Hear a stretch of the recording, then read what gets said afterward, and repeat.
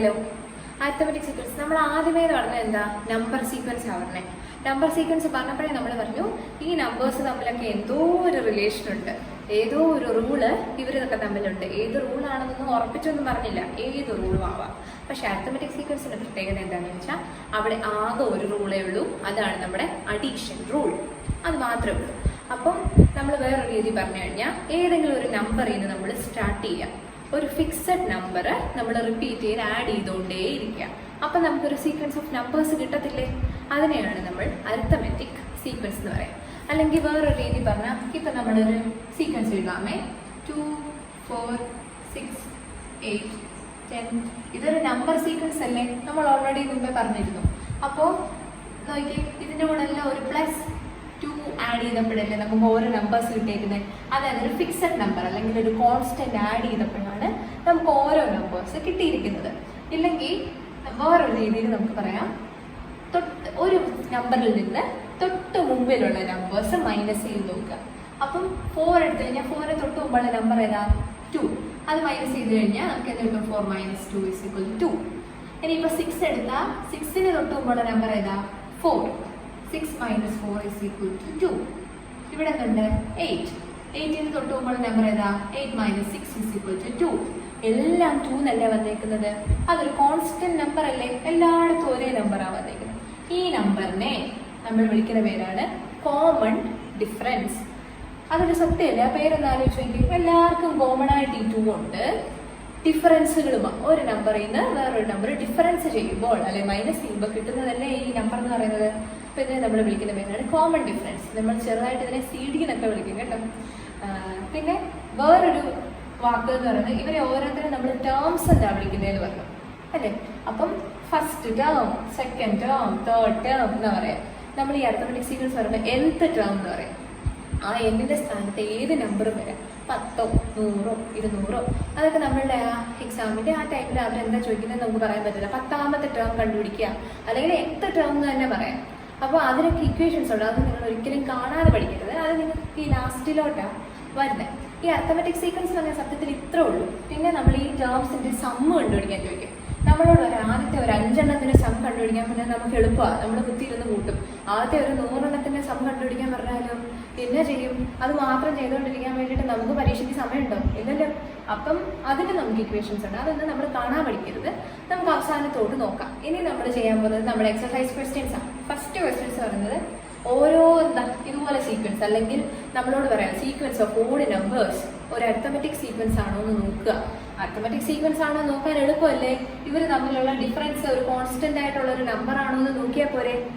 അപ്പൊ നിങ്ങളുടെ first question എന്ന് പറയുന്നത് സീക്വൻസ് ഓഫ് ഓഡ് നമ്പേഴ്സ്. ആദ്യത്തെ ക്വസ്റ്റ്യൻ ഇത് പേജ് നമ്പർ 18 മറ്റോ ആണ് കേട്ടോ.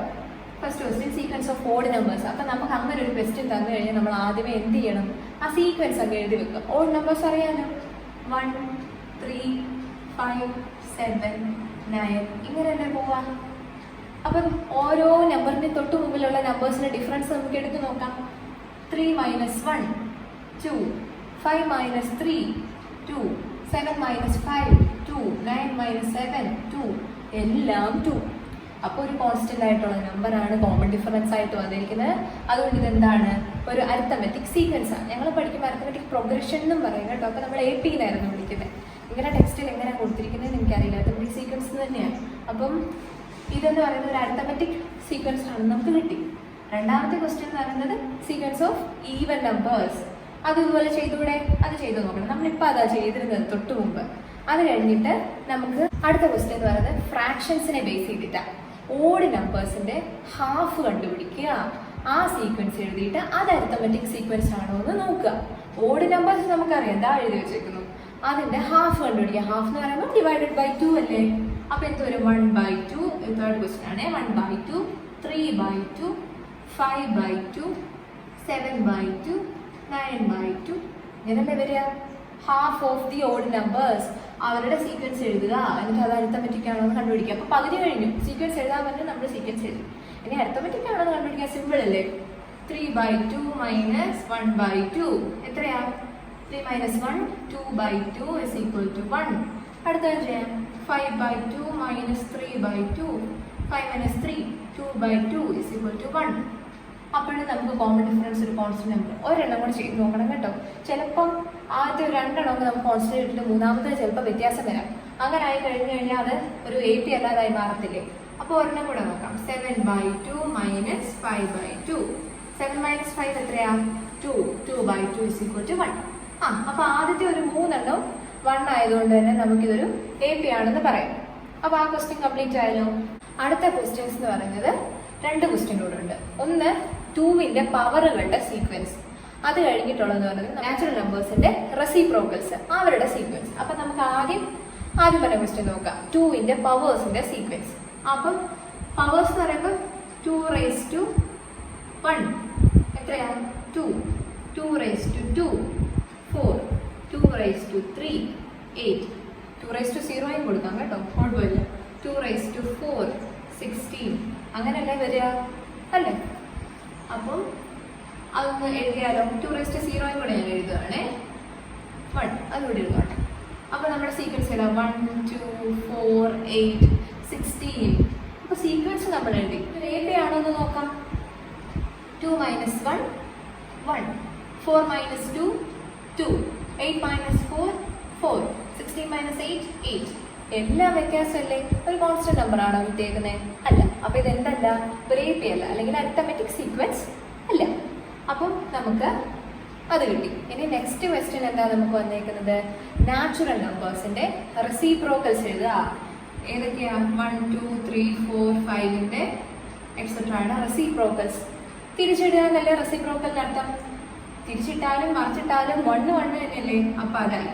2നെ 1/2 1/3 1/4 1/5 ഇങ്ങനല്ലേ വരുന്നത്?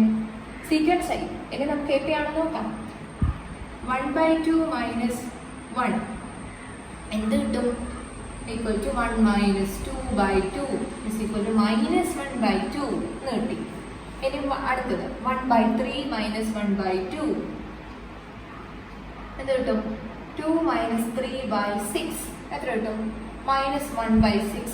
ആദ്യമേ നമുക്ക് കിട്ടി, രണ്ടെണ്ണവും വ്യത്യാസം. അപ്പം പിന്നെ ബാക്കി നോക്കേണ്ട ആവശ്യമുണ്ടോ? അപ്പം അതുകൊണ്ട് ഇത് നമുക്ക് എന്ത് കിട്ടും? ഇതും ഒരു AP അല്ല. ഇത് കഴിഞ്ഞിട്ട് ബാക്കി എക്സസൈസിൽ ക്വസ്റ്റ്യൻസ് കൊടുത്തിട്ടുണ്ട്. നമുക്കൊരു ക്വസ്റ്റ്യൻ തന്നിട്ടുണ്ട്. ഇങ്ങനെ ഒരു പടം, പിന്നെ ഇത് കണക്ട് ചെയ്തിട്ട് ഇങ്ങനൊക്കെ ഒരു പടം, സ്ക്വയറുകൾ എണ്ണമൊക്കെ വെച്ചിട്ട് ഒരു ക്വസ്റ്റ്യൻ.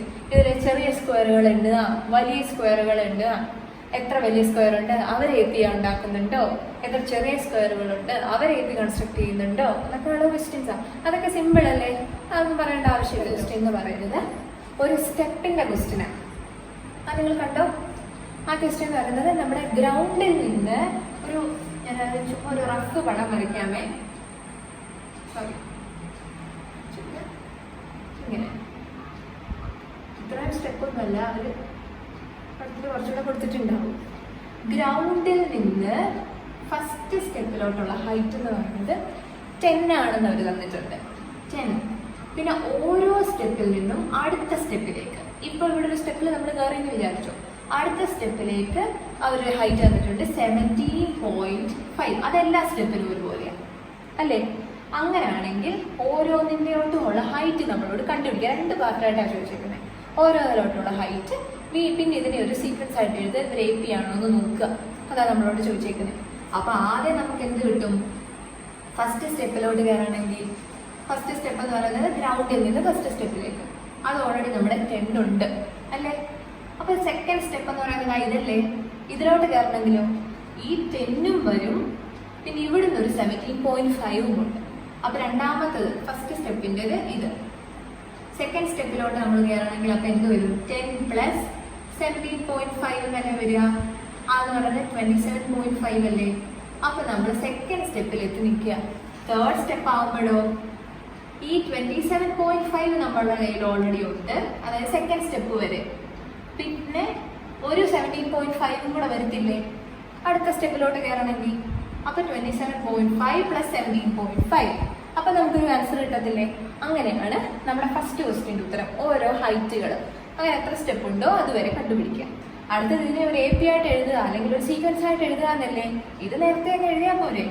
10 27.5 എക്സെട്ര എന്ന് പറഞ്ഞിട്ട് എഴുതിയാൽ പോരെ. അതൊരു എ പി ആയിരിക്കും. കാരണം എന്താ, 17.5 വെച്ചിട്ടല്ലേ നമ്മൾ ആഡ് ചെയ്ത് പോയേക്കുന്നത്. അപ്പം ഏത് നമ്പറിൽ നിന്ന് തൊട്ട് മുമ്പിലുള്ള നമ്പേഴ്സ് കുറച്ച് കഴിഞ്ഞാൽ നമുക്ക് 17.5 തന്നെ കിട്ടത്തില്ലേ. അപ്പോൾ അതൊരു എ പി ആണെന്ന് നമുക്ക് കിട്ടും. അപ്പോൾ നമ്മുടെ ഈ ക്വസ്റ്റ്യൻ കംപ്ലീറ്റ് ആയല്ലോ. ഓക്കെ അല്ലേ? നമ്മുടെ അടുത്ത ക്വസ്റ്റ്യൻ എന്ന് പറയുന്നത്, നിങ്ങൾക്ക് ടെക്സ്റ്റിൽ ഇങ്ങനെ ഒരു ഫിഗർ കാണാൻ പറ്റും. ഇതിൽ കൊടുത്തേക്കുന്നത് എന്താണെന്ന് വെച്ചാൽ, ഈ ബോട്ടം ലൈനിലോട്ടുള്ള പെർപെൻഡിക്കുലേഴ്സ് ഈക്വലി സ്പേസ് ചെയ്തേക്കുകയാണെന്ന് അവർ തന്നിട്ടുണ്ട്. നമുക്ക് കണ്ടുപിടിക്കേണ്ടത് ഈ പെർപെൻഡിക്കുലേഴ്സ് ഒരു എ പി കൺസ്ട്രക്ട് ചെയ്യുന്നുണ്ടെന്നുള്ളതാണ്. അപ്പം നമ്മൾ ആദ്യമേ ഇതിന് എന്താ ചെയ്യാൻ പോകുന്നതെന്ന് വെച്ചാൽ, നമ്മൾ ഇതിനൊരു പേര് കൊടുക്കാൻ പോവാം. നമുക്ക് ഇഷ്ടമുള്ള പേര് കൊടുക്കാം.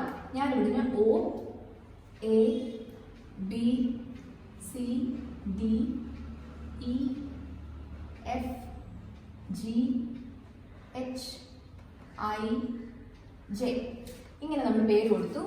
എന്നിട്ട് ഞാനിത് കണക്ട് ചെയ്യുവാണേ.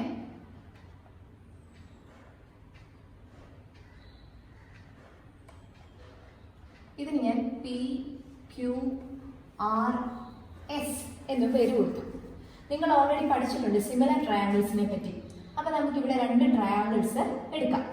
ഞാൻ ആദ്യം എടുക്കുന്ന triangle O A B and triangle O C D.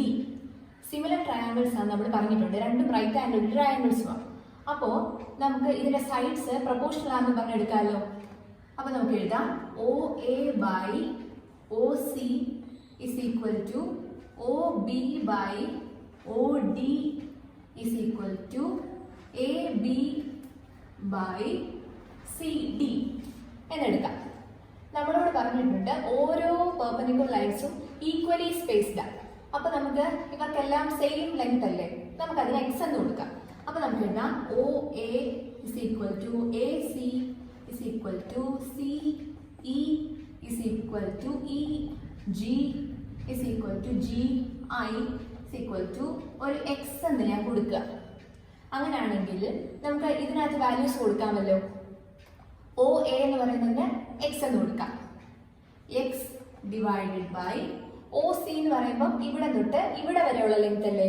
അപ്പൊ രണ്ട് പ്രാവശ്യം എക്സ് വരുന്നില്ലേ, ഇവിടെ ഒരു എക്സ് ഇവിടെ ഒരു എക്സ്. അപ്പം 2x is equal to OB OD. ഈ മേളിലോട്ടുള്ള ലൈൻ അല്ലേ, ഇതുകൊണ്ട് നമുക്ക് പ്രത്യേകിച്ച് യൂസ് ഒന്നുമില്ല. നമുക്ക് ഈ പെർപെൻഡിക്കുലർ ലൈൻസുമായിട്ടുള്ള ബന്ധമാണ് വേണ്ടത്. അപ്പൊ നമ്മൾ ഇവരെ എടുക്കുന്നില്ല, നമ്മൾ ഇവരെ എടുക്കുക. AB by CD, AB by CD. ഈ എക്സും എക്സും ക്യാൻസൽ ചെയ്യാലോ.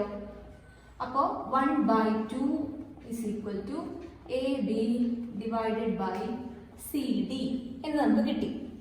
അപ്പോൾ ക്രോസ് മൾട്ടിപ്ലൈ ചെയ്ത് കഴിയുമ്പോൾ CD is equal to 2 times AB എന്ന് കിട്ടി. അപ്പോൾ ഈ CD എന്ന് പറയുന്നത് ഒരു പെർപെൻഡിക്കുലർ ലൈൻ അല്ലേ. അപ്പോൾ ഈ AB ഓടും ഈ CD തമ്മിൽ എന്തോ ഒരു ബന്ധമായിട്ട് നമുക്ക് കിട്ടിയില്ലേ. ഈ CD എന്ന് പറയുന്നത് രണ്ട് പ്രാവശ്യം AB യോട് ഈക്വൽ ആയിരിക്കും. നമ്മൾ അതിന് ഇക്വേഷൻ 1 എന്ന് കൊടുത്തു. ഇത് നമുക്ക് ആവശ്യമുള്ള ഇക്വേഷൻ ആണ്. ഞാനിത് തുടയ്ക്കുന്നതിന്റെ പ്രശ്നമുണ്ടോ? നെക്സ്റ്റ് നമ്മൾ ഇതുപോലെ തന്നെ രണ്ട് ട്രയാങ്കിൾസും കൂടെ എടുക്കുക. ഞാൻ ആ കിട്ടിയ ഇക്വേഷൻ ഒന്നുകൂടെ എഴുതുക. CD is equal to 2 times AB. അത് നമ്മൾ ഇക്വേഷൻ 1 എന്ന് കൊടുത്തായിരുന്നു, അത് കിട്ടി. അടുത്ത രണ്ട് ട്രയാങ്കിൾസ് നമ്മൾ എടുക്കുക.